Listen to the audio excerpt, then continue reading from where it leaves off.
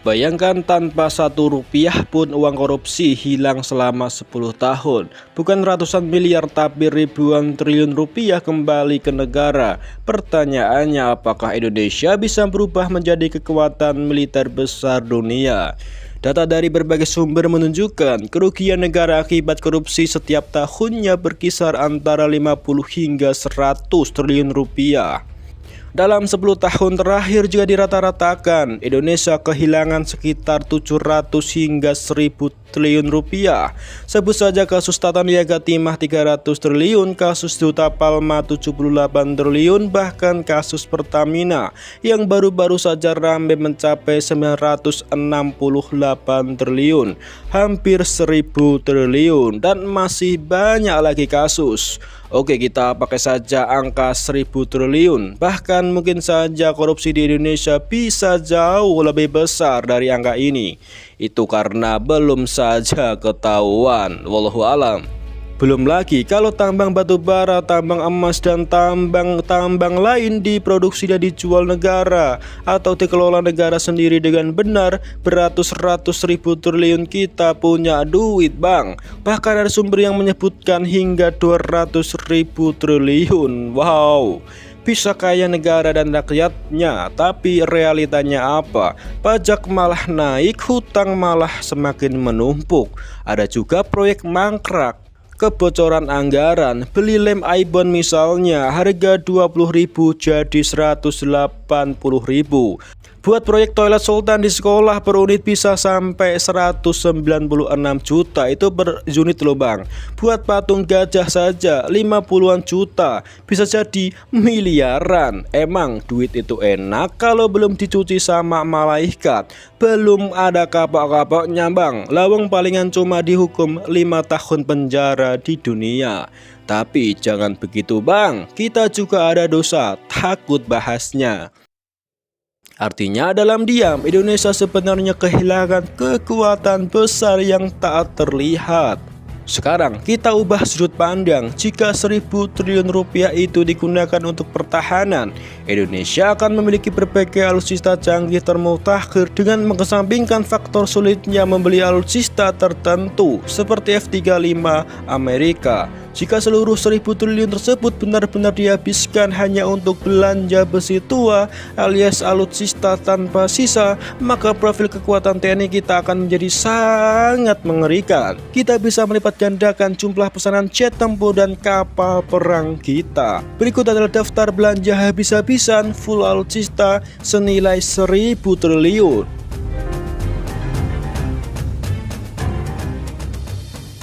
1. Armada udara dominasi langit. Kita mulai dari 1000 triliun. Harga alutsistanya admin perkirakan mendekati sebenarnya. Dengan anggaran ini, Indonesia tidak hanya punya skadron tempur, tapi horde gerombolan jet tempur tercanggih nih bang. 80 unit F-35 Lightning II, harga per unitnya sekitar 1,6 triliun.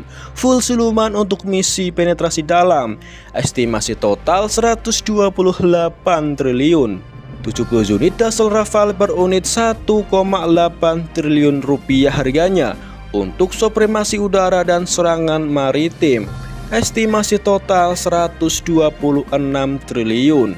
70 unit KF-21 Boramai per unit harganya 1,3 triliun, menjadikan Indonesia operator terbesar setelah Korea Selatan. Estimasi total 91 triliun rupiah. 7 unit pesawat AWACS radar terbang seperti Saab Global Eye per unitnya harganya sekitar 11 triliun agar tidak ada penyusup yang lolos radar di bank. Estimasi total 77 triliun rupiah. Jadi total untuk Angkatan Udara Indonesia 422 triliun rupiah. 2. Armada Laut Blue Water Navy mengubah TNI AL menjadi kekuatan yang disegani secara global, mampu beroperasi jauh dari pantai. 5 unit kapal perusak air like Burke Class per unit harganya sekitar 35 triliun. Kapal perang paling mematikan di dunia dengan sistem Aegis. Estimasi total 175 triliun. 15 frigat Airhot 140 atau frigat merah putih yang sudah kita miliki. Per unitnya sekitar 5 triliun. Kapal tempur utama untuk kawal kepulauan. Estimasi total 75 triliun. 7 unit kapal selam Scorpène Evolved, harga perkiraan 6 triliun per unit, membuat selat-selat di Indonesia menjadi kuburan bagi kapal lawan. Estimasi total 42 triliun rupiah. 200 unit kapal selam Kasot buatan PT PAL, harga per unit sekitar 400 miliar. Untuk misil intai dan serangan massal mampu membuat musuh gemeteran. Estimasi total 80 triliun. Dari sini kita lihat pembeli destroyer adalah pemborosan mahal banget ya re. Satu unitnya saja mencapai 35 triliun, bisa buat beli cilok satu negara Monaco. Di sini total angkatan laut mencapai 372 triliun. 3. Alutsista darat, kita bisa membeli misil NASAM. Harga per unitnya sekitar 4 triliun rupiah tanpa rudal. Indonesia bisa membeli setidaknya 10 unit baterai NASAMS. Estimasi total senilai 40 triliun rupiah. Sisa uang kita terakhir adalah 166 triliun rupiah.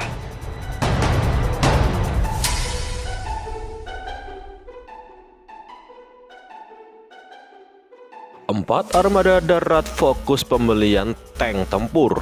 Kita pilih kombinasi yang paling ideal untuk medan Indonesia. Tank berat untuk pertahanan kota atau pantai dan tank medium untuk gerak cepat di pulau-pulau. 100 unit Leopard 2A7 plus Sherman.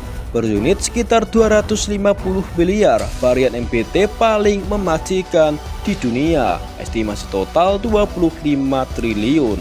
100 unit tank Harimau buatan PT Pindad, 150 miliar perkiraan harga. Untuk mobilitas tinggi di luar Jawa, estimasi 15 triliun rupiah. Total untuk tank 40 triliun. 5. Rudal dan persenjataan untuk jet tempur, kapal perang, kapal selam, dan lain-lain. Sisa dana kita 126 triliun. Dengan 126 triliun ini yang didapat untuk amunisi berbagai misil, untuk senjata jet tempur, kapal perang tadi yang sudah kita beli. Hasilnya sangat melimpah, pilot bisa sampai kemeng tangan buat mencet tombol tembak. 1. Rudal udara jet tempur. Misil untuk Dassault Rafale F-35 Lightning II ke F-21 Boramai, harga misil di bawah, hanya perkiraan saja bisa lebih murah atau lebih mahal. Meteor misil, harga 35 miliar per unit, kita beli 400 unit, total belanja 14 triliun rupiah. AIM 120 Amram, harga 45 miliar per unit, kita beli 300 unit, total anggaran 13,5 triliun. Scalp Edge, harga per unit 45 miliar, kita beli 200 unit, anggaran 9 triliun. Subtotal udara 36,5 triliun rupiah, mendapatkan 900 rudal. 2. Rudal kapal perang untuk Airlight Burke Class dan Airhot 140 frigat merah putih.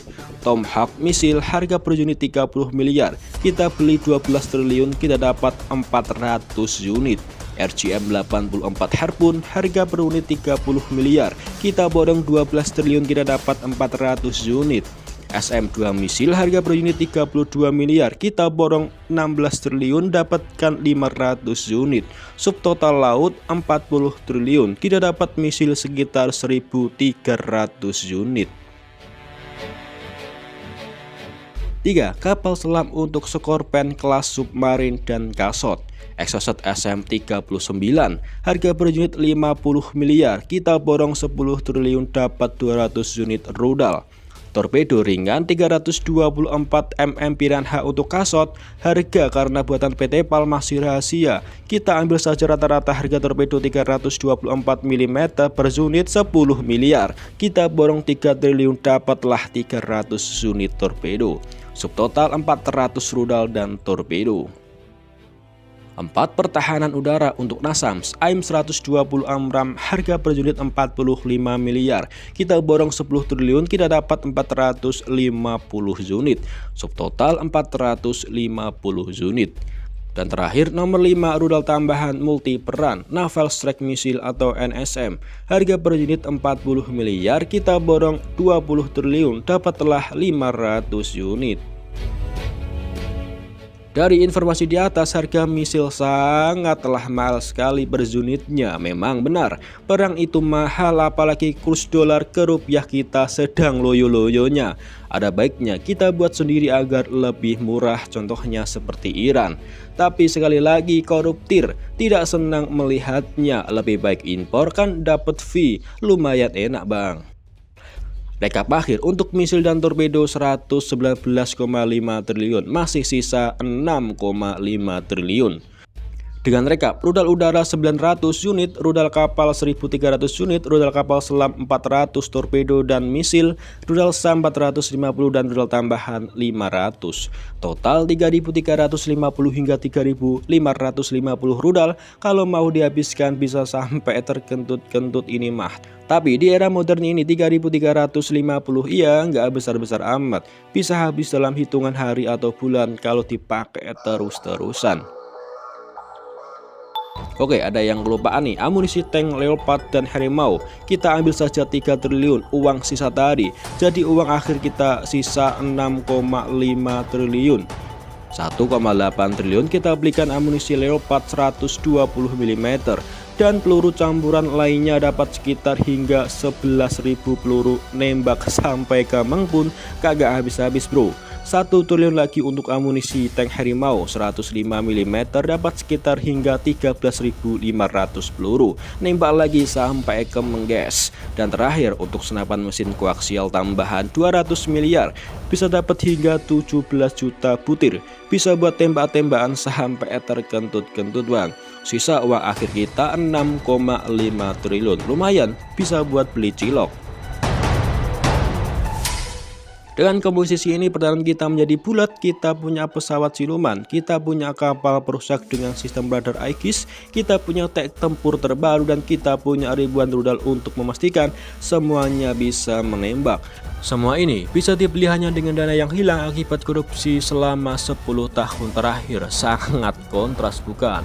Kesimpulannya, ternyata anggaran 1.000 triliun itu setara dengan negara besar seperti Prancis, Inggris, Jerman. Ternyata nggak main-main loh uang korupsinya. Bisa jadi satu negara baru loh, dan kuat dengan senjata canggih dan lengkap seperti tadi. Jika uang korupsi 10 tahun tersebut 1.000 triliun dikonversikan menjadi alutsista secara penuh, 1. Indonesia otomatis menjadi militer terkuat nomor 1 di belahan bumi selatan melampaui Australia secara telak. 2. Efek gentar, deterrence, tidak akan ada lagi kapal asing yang berani masuk ke Natuna atau wilayah sengketa lainnya tanpa izin. 3. Kedaulatan mutlak, kita bisa menutup seluruh wilayah udara dan laut Indonesia dari ancaman manapun hanya dengan 1 kali belanja dari uang yang seharusnya tidak hilang karena korupsi. Begitulah ceritanya jika korupsi di Indonesia bisa hilang, tapi sulit sekali guys. Dengan kekuatan ini Indonesia tidak lagi hanya negara berkembang. Indonesia bisa mengamankan Laut Natuna Utara tanpa kompromi, mengontrol jalur perdagangan dunia seperti Selat Melaka, dan menjadikan kekuatan penyeimbang di Asia.